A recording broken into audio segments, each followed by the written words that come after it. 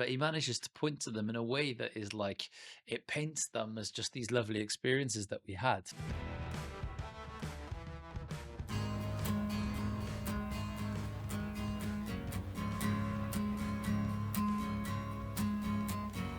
I was a little too tall, could've used a few pounds. Tight pants points, hollering out.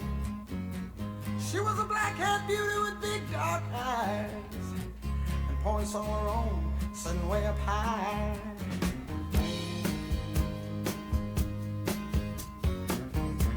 Way up firm and high. Out past the cornfields where the woods got heavy. Out in the back seat of my '60 Chevy. Working on mysteries without any clues. Working on our night moves. Trying to make some front page driving news. Working on our night moves. In the summertime.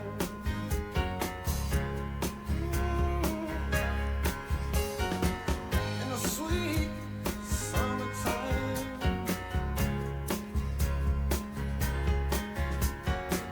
We weren't in love, oh no, far from it. We weren't searching for some high in the sky song. We were just young and restless and bored, living by the sword. And we steal away every chance we could, to the back room, to the alley, or the trusty woods. I used her, she used me, but neither one cared.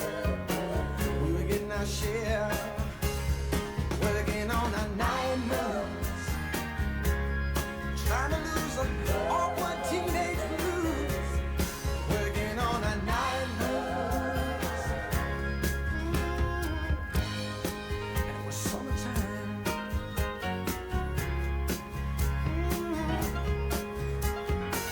Sweet summertime, summertime.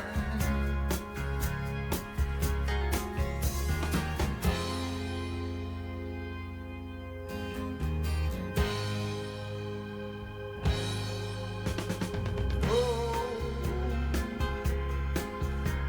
the wonder. Felt the lightning. Yeah. Waited on the thunder. Waited on the thunder.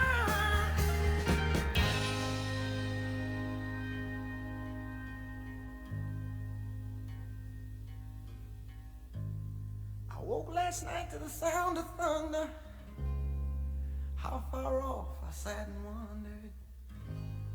Started humming a song from 1962. Ain't it funny how the night moves, when you just don't seem to have as much to lose. Strange how the night moves, with autumn closing in.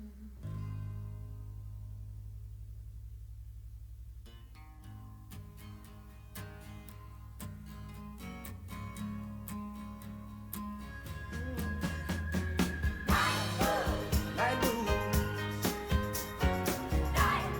Yeah. Oh,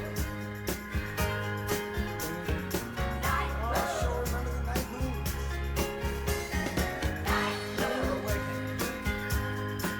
Working and practice. Working and practice. Oh, the night moves. Night moves. Oh, I remember.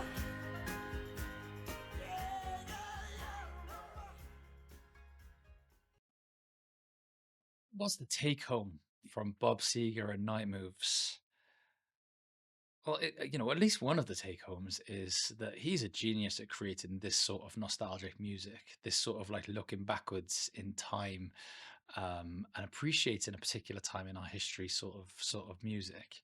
But he does it in a way that's light and fun and sort of upbeat, because as we look back to the past, those times are lost, and that can be quite melancholic and sad, but he manages to point to them in a way that is like, it paints them as just these lovely experiences that we had.